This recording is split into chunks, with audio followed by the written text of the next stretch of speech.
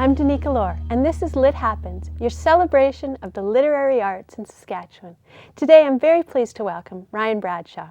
Ryan, thanks for being on Lit Happens. Thank you for having me.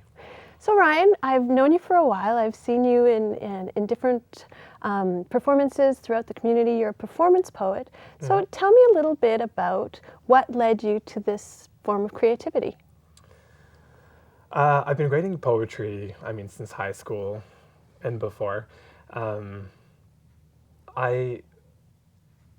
When I took it to the stage, I was trying to get over my fear of speaking in front of an audience. I've always had a bit of a lisp, which you probably just heard. And I was just trying to get past my, my insecurities about it.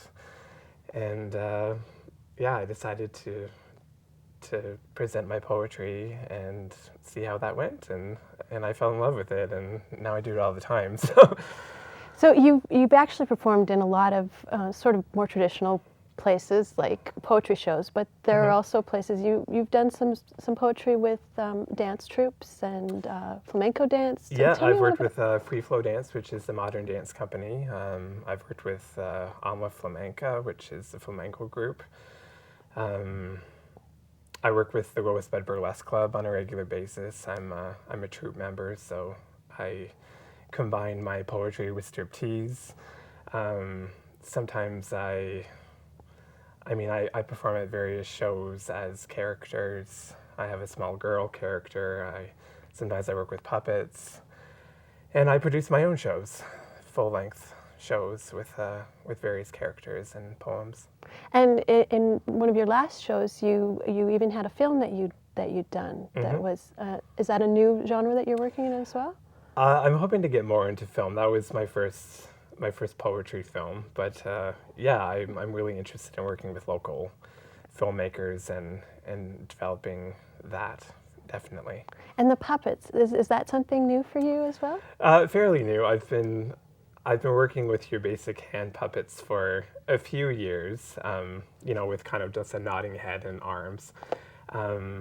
I've just recently started working with a moving mouth and moving legs and that kind of thing. Yeah, it's I've always found puppets to be so magical ever since I was a kid, and I've been to so many shows with adults that are just in love with puppets, and I wanted to be part of that. So. Yeah, they definitely aren't just for kids. The puppet, and they're not, like, I'm not saying R-rated adult, but they are something that's a lovely art form to adults, for adults to enjoy. Yeah. So you sometimes you dig deep into the heart with your poetry, and you find ways to not speak about bullying in so many words, but you have ways that your poetry addresses issues that people face. Yeah. The two main issues that I deal with, I've dealt with bullying. I deal with a lot of gay issues. I'm gay, and it's so it's close to my heart, and I'm in that community, and I see the struggles that people have in my community.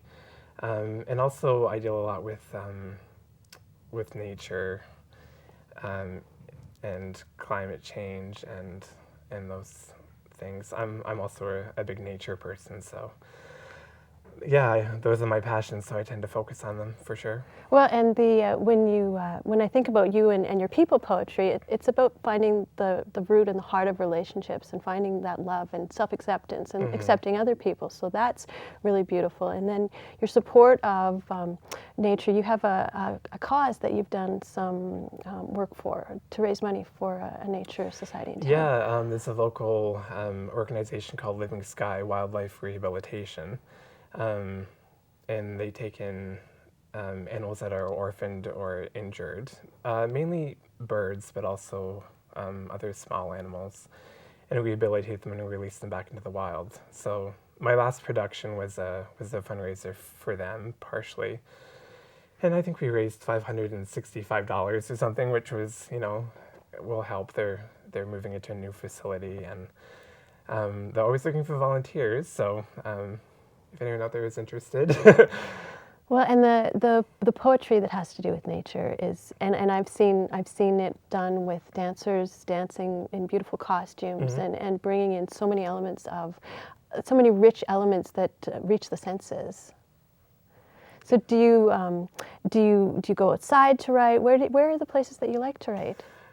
I do normally write inside. I usually, especially if I'm at a writing residence or something, I go out and I gather inspiration, and then I have a little safe zone usually. It could be a bedroom or a particular desk or wherever I happen to be. I find somewhere that I'm comfortable, and I gather the inspiration and go back to that spot and write. And it's got to be a very sensory experience to go out and see and smell and touch and taste and to find the places where you find the words to string together to. Yeah, and I mean, you go in with a certain intention. You have this idea in your head, and then after you go out and gather the inspiration for what you think you're going to write, it always turns out different. The inspiration inspires you in new directions, which I always enjoy. And you have, one of the things that you have is you have this lovely line of greeting cards. And you have seasonal cards, you have cards for Christmas and Valentine's and just throughout the year, general greeting cards. So tell me a little bit about this project. I've been making the cards now. Actually, this is going to be the 10-year anniversary in October of this year. It's a romantic line of greeting cards that feature my writing on the front. I had looked for an artist to illustrate my writing for quite some time, and it just never worked out. So I ended up saying, I'm just going to put my writing on the front, and it'll be fine. And I think they're good. Yeah, you can. They're available at McNally Robinson. They're available at Twig and Squirrel on 20th, which is a really awesome local shop, and also Positive Passions. And so what else are you working on now? What kind of projects? Which direction are you going in? Well, I've actually just finished the Arts, Entrepreneurship, and Business Development course, which is offered through Sask Arts and Creative Saskatchewan. So they've helped me focus on kind of the business aspect of being an artist, which is not necessarily a way a lot of artist minds work. Everything from bookkeeping to marketing ourselves to branding ourselves and all of that, grant writing, things that I'm not normally excited about. So I've been working on that a lot, just developing my presence in the community and trying to get the word out as to what I do and what I have to offer. In terms of writing,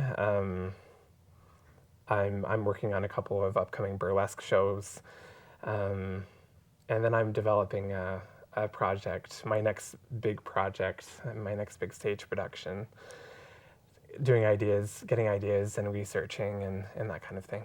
So always working and always looking for a place to perform. Yeah. Nice. Yeah. Well, Ryan, I think that's all the time we have for today. Well, thank you for having me. Thank you so much for being on the show.